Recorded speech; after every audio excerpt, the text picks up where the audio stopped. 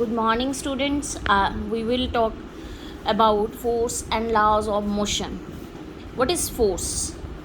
Push or pull is called force.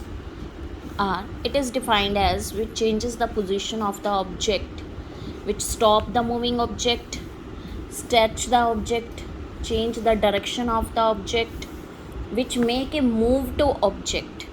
ये सब changes अगर वो लेकर आता है किसी भी ऑब्जेक्ट में तो वो फोर्स कहलाया जाता है. फोर्स टू टाइप्स के होते हैं, balanced and unbalanced force. Balanced force क्या होते हैं? When different force applied on an object, एक ऑब्जेक्ट पे डिफरेंट टाइप से आप फोर्स अप्लाइड कर रहे हो तो क्या होगा? Resultant force became zero. जब ज़ीरो हो जाएगा तो वो बैलेंस्ड फोर्स है. तो do not change it's state of rest. अपनी स्टेट ऑफ रेस्ट वो अगर 20 किलो इधर है तो 20 किलो इधर है, दोनों साइड से खींच रहे हैं तो बैलेंस्ड है फोर्स. टग एंड वॉर का जैसे हम एग्जांपल ले लें कि जितने हम इधर मजबूत इंसान खड़े किए हैं इतने इधर खींचोगे तो बैलेंस चल रहा है. अगर यहाँ पर हमने छोटे बच्चे खड़े कर दिए और दूसरी साइड पे बहुत बड़े बड़े पहलवान खड़े कर दिए और टग एंड वॉर कर रहे हैं तो वो अनबैलेंस फोर्स है. When an object changes its position due to some force, non zero होता है इसका स्टेट हो. यहाँ पर 5 किलो है, यहाँ पर 25 किलो है तो अनबैलेंस फोर्स है. जैसे भी उसने अगर ट्रॉली से हम कर रहे हैं एक साइड 25 है एक बार 5 तो 5 वाला ऑब्वियस नीचे ही रहेगा, 25 वाला ही जाएगा ना, तो वो अनबैलेंस फोर्स कहलाया जाएगा. न्यूटन लॉज कौन कौन से हैं इसमें? First law, second law of motion and third law of motion. सबसे पहले हम फर्स्ट लॉ ऑफ मोशन करेंगे. Newton first law of motion को लॉ ऑफ इनर्शिया भी कहा जाता है.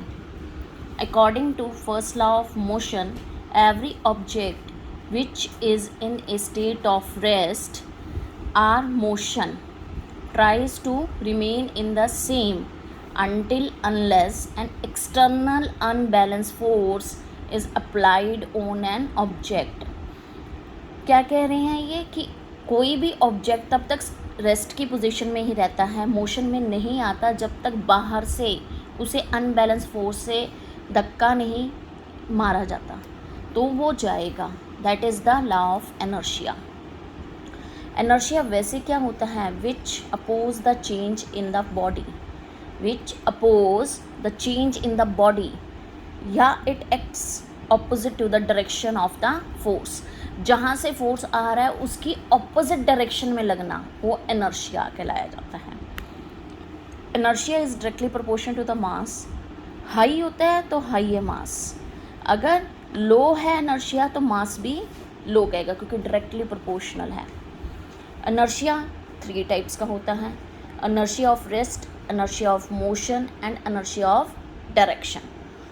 इनर्शिया ऑफ रेस्ट में क्या है? It is the proportionate property है of an object at rest by virtue of which. क्या है विच?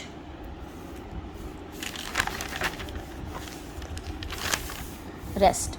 It oppose any change in its state of rest by itself in the absence of some external unbalanced force.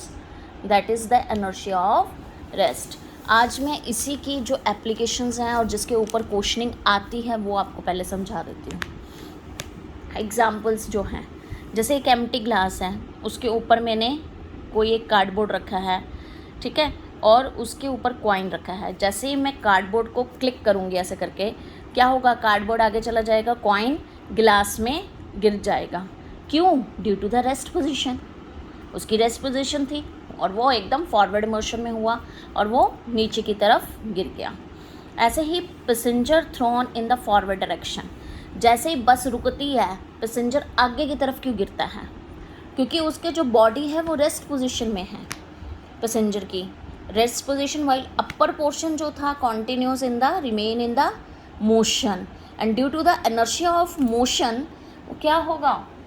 वो आगे की तरफ गिरेगा. तो passenger is sitting or standing in a stationary bus and the passenger are at a rest position. ये rest के बता रही हूँ मैं अभी. जैसे मैंने कारपेट है, कारपेट पड़ा हुआ है, कारपेट में मैंने स्टिक मारनी शुरू कर दी, उसमें से क्या होगा, मिट्टी बाहर की तरफ आएगी। क्यों आएगी? क्योंकि वो तो जो कारपेट था वो ड्यू टू द इनर्शिया के कारण रेस्ट पोजीशन पे था। जब वो रेस्ट पोजीशन में था तो क्या होगा, एकदम मोशन के कारण हमने मारा उसे कारपेट को, तो वो धूल के कारण जो थे वो बाहर की तरफ निकलने शुरू हो गए। तो वो due to inertia of rest की वजह से हुआ। हमने पेड़ को बहुत ज़ोर ज़ोर से हिलाया, पेड़ तो अपना रेस्ट पोजीशन में खड़ा है और पत्ते रेस्ट पोजीशन में थे। जब मैंने हिलाया वो क्या हो गया, ड्यू टू इनर्शिया के कारण, रेस्ट के कारण वो नीचे की तरफ गिरने शुरू हो गए पत्ते। तो ये एक एग्जाम्पल्स हैं जिसके ऊपर वाई वाले क्वेश्चंस आते हैं, इसमें से 2 मार्क्स के। इसीलिए ये आपको एप्लीकेशंस मैं समझा रही हूँ। जैसे लगेज है, usually tied the rope on the roof of the buses. बस के ऊपर हम सामान को रस्सी से बांधते हैं। क्यों? जैसे ही बस रुकेगी, लगेज अगर रेस्ट पोजीशन में ऊपर पड़ा हुआ है, बस क्या है, मोशन में है, वो आगे की तरफ गिर जाएगा। उसको गिरने से बचाने के लिए लगेज को बांधा जाता है। ये भी एक क्वेश्चन आ जाता है, वाई। तो ये आपके सारे रेस्ट वाले मैंने एग्जाम्पल्स आपको बताए हैं। ठीक है, thank you and have a nice day बेटा।